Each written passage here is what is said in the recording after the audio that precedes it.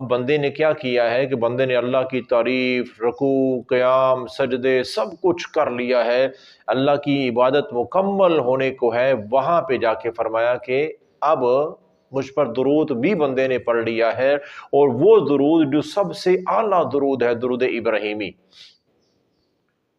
فرمایا کہ اب بندے کو چاہیے کہ نماز کے اندر سلام پھیرنے سے پہلے دعا مانگے۔ یہ ہے سنت طریقہ دعا مانگنے کا، اور اس میں ام المؤمنین سیدہ عائشہ صدیقہ رضی اللہ عنہا بیان کرتی ہیں، متفق علیہ، صحیح بخاری اور صحیح مسلم کی روایت سے بیان فرماتی ہیں کہ نبی کریم صلی اللہ علیہ وسلم نفل نماز تو اکثر گھر میں پڑھتے تھے، تہجد، اشراق، جن کو ہم سنتیں کہتے ہیں، نوافل، آپ اکثر گھر میں پڑھتے تھے۔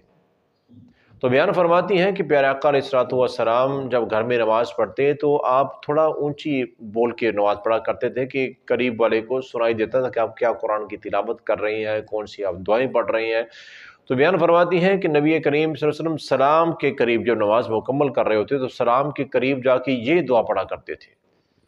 اللہم انی اعوذ بک من عذاب القبر واعوذ بک من عذاب جہنم واعوذ بک من فتنۃ المسیح الدجال واعوذ بک من فتنۃ المحیا والممات اللہم انی اعوذ بک من المأثم والمغرم۔ اب یہ کتنی جامع ترین دعا ہے جو نبی رحمت صلی اللہ علیہ وسلم اللہ تعالیٰ کے حضور کر رہے ہیں، اللہ سے مانگ رہے ہیں۔ کب؟ نماز پڑھنے کے بعد نہیں، نماز کے اندر۔ یہ ہے سنت طریقہ، اس پر ہمیں عمل کرنا چاہیے۔ یہاں پر توجہ نہیں ہے، نماز کے بعد دعا ہونی چاہیے۔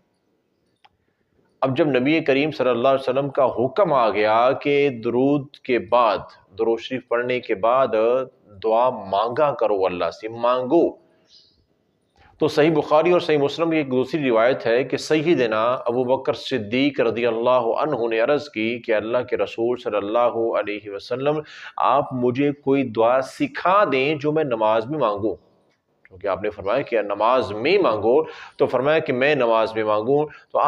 آپ کوئی دعا، ہم بھی کچھ جو چاہے مانگتے ہیں، لیکن آپ کوئی مجھے بہترین دعا سکھا دیں۔ اب یہ بھی صحیح بخاری میں، صحیح مسلم میں، اب اس سے اعلیٰ درجے کی حدیث کون سی ہو سکتی؟ متفق علیہ روایت ہے کہ نبی کریم صلی اللہ علیہ وسلم نے اس وقت دعا سکھائی، اللہم انی ظلمت نفسی ظلما کثیرا ولا یغفر الذنوب الا انت فاغفر لی مغفرۃ من عندک وارحمنی انک انت الغفور الرحیم۔ کتنی لاجواب دعا ہے، یہ پڑھیں۔ جتنی قرآن مجید